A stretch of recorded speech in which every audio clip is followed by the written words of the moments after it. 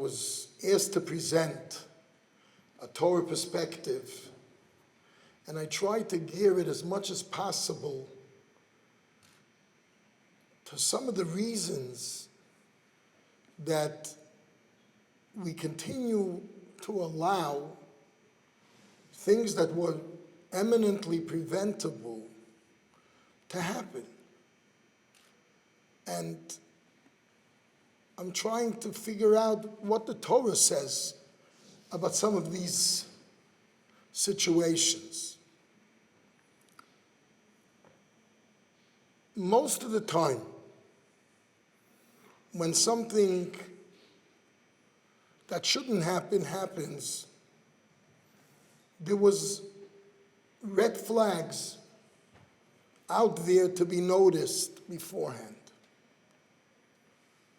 And whether it's loving parents, eminently capable educators, and other people that should have noticed that something was amiss, it just passed over them, or it passed by them, almost till it was too late. And if it would have, the signal would have been noticed earlier on in the process, the prevention would have been such that whatever therapies would have been needed, so much less complex and so much more painless, so much less pain both the victim and his family would have been subjected to. So why does this happen? People are smart. A parent cares. And why does one allow for a signal to go unnoticed and unheard? So I think basically there are two dynamics that come into play. And Chazal speak about both of them. Shlomo HaMelech in Mishlei elaborates. And I just want to bring that out. Every Tisha B'Av, we're not supposed to learn Gemara. So we learned that we all come back every year to the Gemara in Gittin. The Churban of Yerushalayim, the Churban of Tormalka, the Churban of Beitar, tremendous Churbanos that could have and should have been avoided, and really little small episodes that could have been caught in the bud would have prevented them. And the Gemara begins with a pasuk, Ashrei Adam Mefachei Tamid, praised be the person that is always fearful, apprehensive, umaksha liboy, someone who strengthens his resistance to fear and to apprehension, yipol bara, will in the end fall into a bad situation. And the Gemara brings the famous Gemara, Al Kamtza Bar Kamtza Charba Yerushalayim. It was a gentleman that sent his messenger to invite his friend, and instead he invited his enemy. And when he saw that the enemy showed up, he wanted him to leave. And he humiliated him publicly. And the rabbis there, Chachamim, chose to let it pass, and obviously for good reason at the time, to avoid controversy, to avoid making a scene, to avoid making a chilul Hashem. But the Gemara teaches us that what evolved was the destruction of Yerushalayim and the destruction of the Beis HaMikdash. Because one thing led to another thing, and this person went to Rome, and he had an inside with the rulers of Rome, and the Beis HaMikdash came out, and Yerushalayim was destroyed. A little thing. It's true. It was practical to ignore. But that's without taking in the consequences, the broader picture. So the lack of pachad, and instead maksha liboy. There's a pasuk in Mishlei, I think Kapitel Yudalit. Chacham yorei, a wise man is fearful, v'sor meira, and he avoids bad situations. Uksil, and a fool, is misaber ubateach, finds energies to surround himself with false bravado, and it'll be fine, it'll be good. And it's a human trait. We don't want to get into a complex situation. So one has that inner mechanism that he could develop within himself to just, it'll be fine. Like in Israel they say, Yeh tov. Yeh tov. And those that know a little bit about some of the disappointing military engagements in Israeli history, some officer, some general, smoch alai, yeh tov. It'll be good. False optimism based on wishful thinking. So when a situation arises and a subtle signal, my child starts acting a little bit out of character, it does cross my mind what could have happened. And sometimes my radar picks up. Could it really be that what I noticed last week, whether it's a sibling or a relative or a guest, but whatever it is, admitting it, pursuing it, being vigilant about it, is going to upset the apple cart in a very painful way. Following a lead could upset an apple cart, could make things complicated, could break relationships. It could arguably put a family into upheaval. The same thing in a school. Child comes home, blurts out something to my wife. What does that mean? And I have an assignment. Let it ride. That's easy. It'll be good. It's probably nothing. It's probably my imagination. But if I do try to pick up the signal, I have to deal with the signal. Where do I start? Who do I call? Where do I blow a whistle? How do I blow a whistle? It's very complicated. And people make that decision time and time again to do what they think and feel at the moment is more expedient. To just not notice the flag. We have that mechanism within us. We have the ability of ksil misaber uboteach. A fool develops defenses against chacham yorei v'sar meira. We have maksha libo yipol bera. We have the ability not to be mefachet tamid, not to pick up the signal. And we make the mistake sometimes, and by the time we can't avoid the flag, because it's not a red flag anymore, it's a full-fledged explosion. Sometimes it's very late in the game. You just heard in tzvi. The harshest of the consequences. But there's so many different layers of consequences that don't necessarily end up, Rahman al-Islam, that way. But it's misery. It's misery. It's a lifetime of misery. It's a lifetime of misery for generations. Some of these victims, when they build their own homes, sometimes, that's not my job here to elaborate. Eze chacham aroya es hanoilad. Who's a wise man who could foresee how a scenario plays out? I think in Pirkei Avos, I think it's this coming Shabbos maybe, Rabbi Yochanan ben Zakkai had 5 great disciples. Rabbi Shimon was one of them. And he was famous for being a Yerei Chet.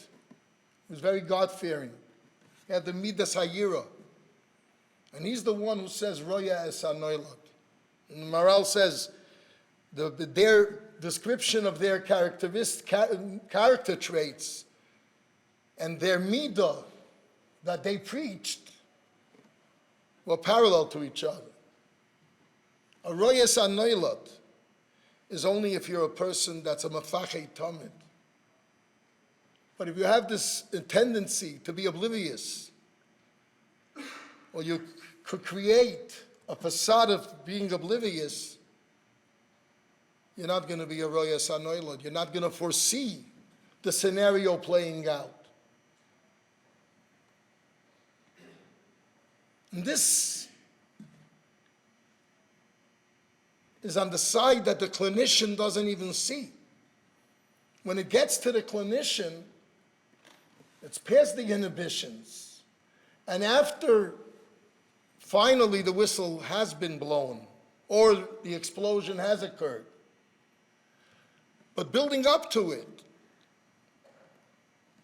could be months and even years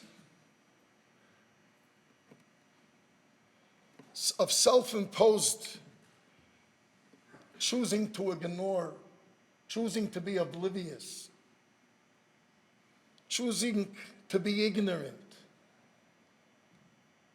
And the consequences are brutal. So it's been bothering me.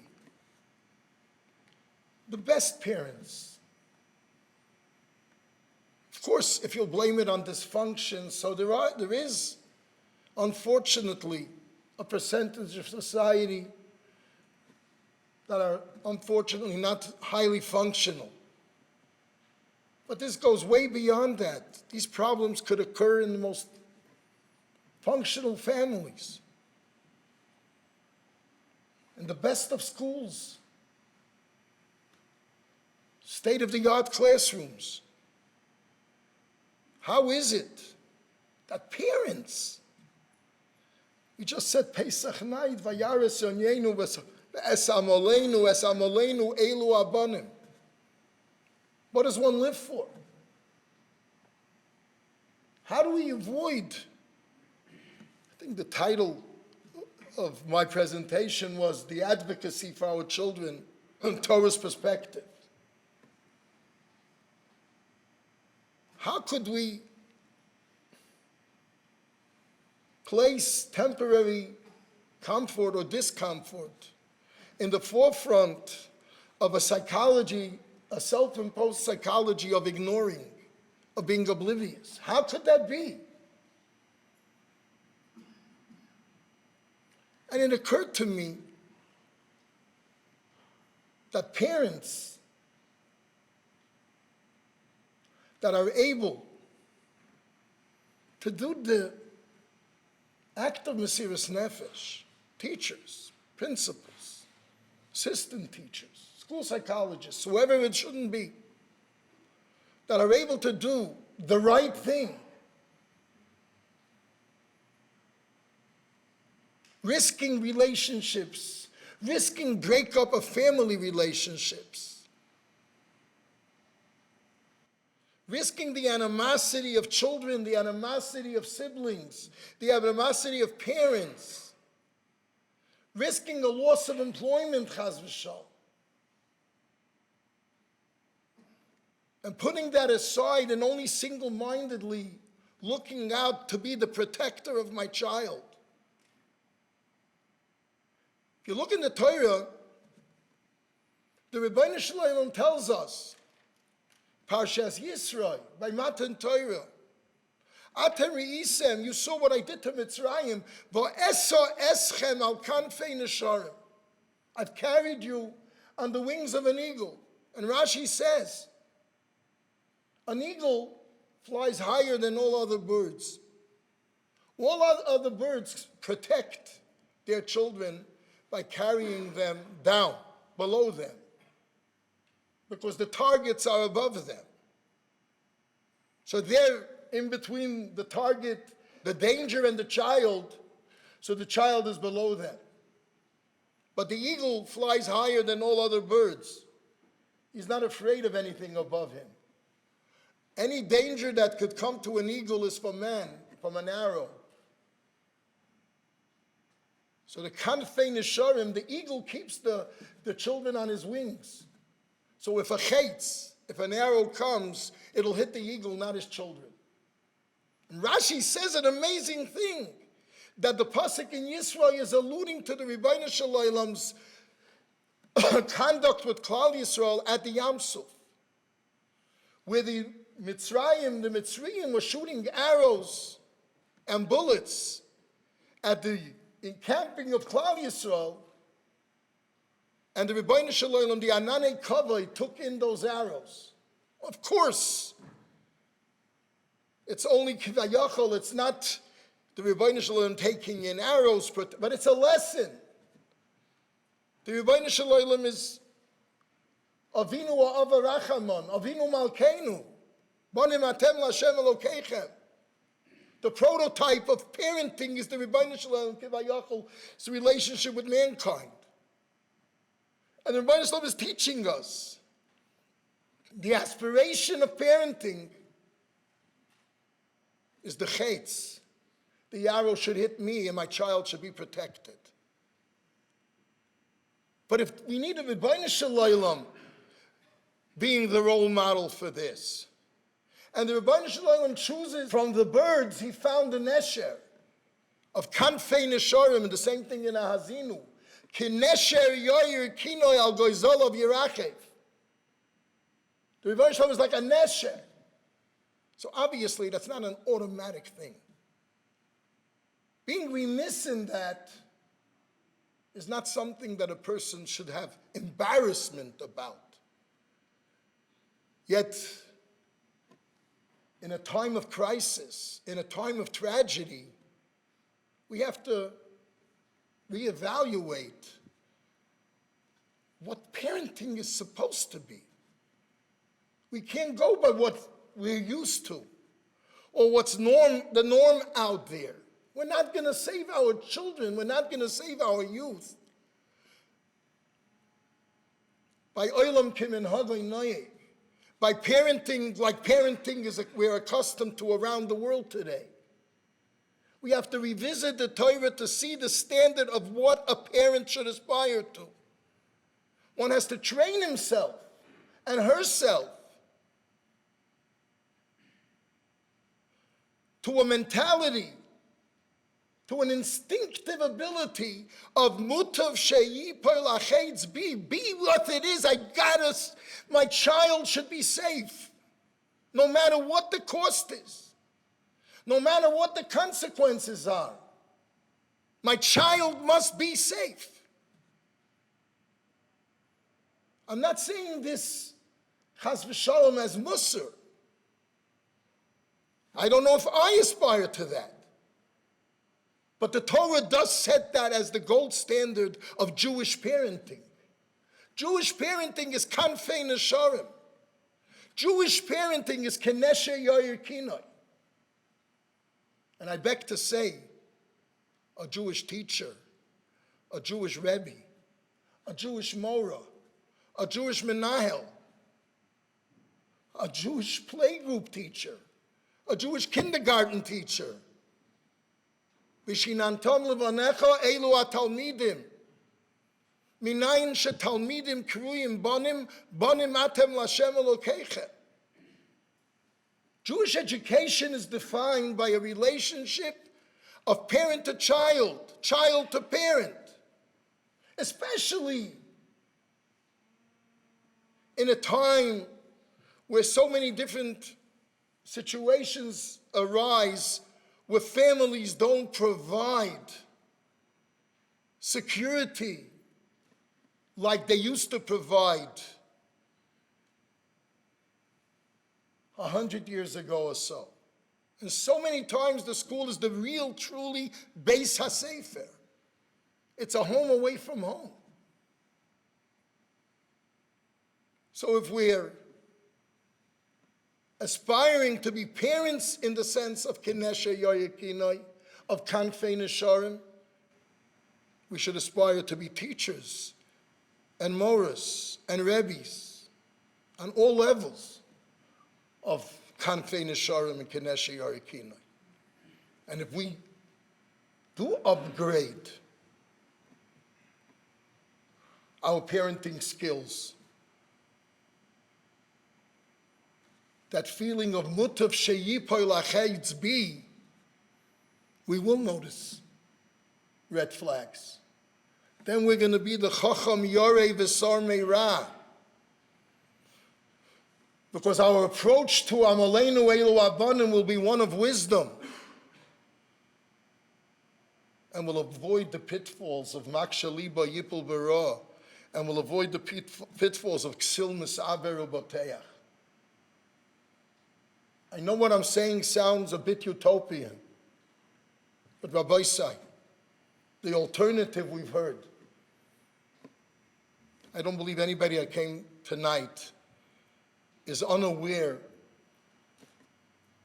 to a large extent of the scope of this great plague of suffering that we're suffering. We should be thinking out of the box. Yes, I think my words are out of the box. But times arise where one has to think out of the box. It's an Eis Tzara LeYaakov. And in an Eis Tzara, solutions that are out of the box have to be explored, pursued, and be'ezras Hashem, we should have success. I give my bracha to Amudim, to the leadership of Amudim. Special bracha to Rabbi for putting together tonight's program. And it should be Zeichet Sheyiratzain Shetishre Shechina B'maisei Yodeinu. HaKadosh Baruch Hu should bless our endeavors with Siyata D'Shmaya. Thank you.